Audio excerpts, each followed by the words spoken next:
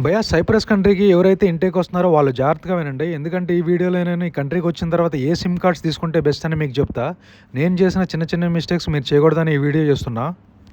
Cypress కంట్రీకి వచ్చిన first thing చేయాల్సింది ఏంటంటే మనం సిమ్ కార్డ్ అయితే తీసుకోవాలి. ఒక సిమ్ కార్డ్లో 2 టైప్స్ ఆఫ్ సిమ్ కార్డ్స్ ఉంటుంది. ఒకటి కాంట్రాక్ట్ సిమ్ కార్డ్ ఉంటుంది, ఒకటి నార్మల్ సిమ్ కార్డ్స్ ఉంటాయి.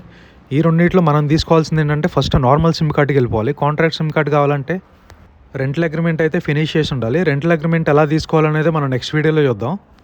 ఇప్పుడైతే మనం డైరెక్ట్గా ఇలాంటి గ్రాసరీ స్టోర్లు ఉంటుంది, ఆ స్టోర్ల పేర్లు అనేది నేను మెన్షన్ చేస్తా. ఇక్కడ స్క్రీన్ మీద మెన్షన్ చేసా. ఈ కనిపించే స్టోర్లో మీరు ఎక్కడైనా తీసుకోవచ్చు. ఈ 2 స్టోర్లు కాకపోయినా మిగతా గ్రాసరీ స్టోర్లు ఎక్కడైనా ఆల్మోస్ట్ దొరుకుతుంది. మ్యాక్సిమం ఒక సిమ్ కార్డ్ వచ్చేసరికి €2 కానీ €3 కానీ ఉంటుంది. అంతకన్నా ఎక్కువైతే ఇన్వెస్ట్ చేయమాకండి. ఈ కంట్రీలో 2 టైప్స్ ఆఫ్ సిమ్ కార్డ్స్ ఉంటాయి. ఒకటి ఎపిక్, ఇంకోటి ప్రైమ్టెల్ ఉంటుంది. ప్రైమ్టెల్ అనేది ఎక్కువ ప్లేసెస్లో లొకేషన్ ఉండదు. నేనైతే ప్రైమ్టెల్ తీసుకొని నెట్వర్క్ లేక చాలా ఫేస్ చేశా గూగుల్ మ్యాప్స్లో మన ప్లేసెస్కి ఎక్కడికి వెళ్ళాలంటే. సో ప్రతి ఒక్కరు చేయాల్సింది ఏంటంటే ఎపిక్ ఒకటే గుర్తుపెట్టుకోవాలి. ఈ కంట్రీ వచ్చిన తర్వాత వచ్చిన కొన్ని డేస్ వరకు మనకి ఈ నార్మల్ సిమ్తో అయితే మేనేజ్ చేయొచ్చు. తర్వాత ముందుకు వెళ్ళగానే ఏంటంటే మన రెంటల్ అగ్రిమెంట్ ఫినిష్ అయిపోతే ఇక డైరెక్ట్గా కాంట్రాక్ట్ సిమ్ తీసుకొని ఇంక ఎవ్రీ మంత్ అన్లిమిటెడ్ రీఛార్జ్ అయితే చేసుకోవచ్చు.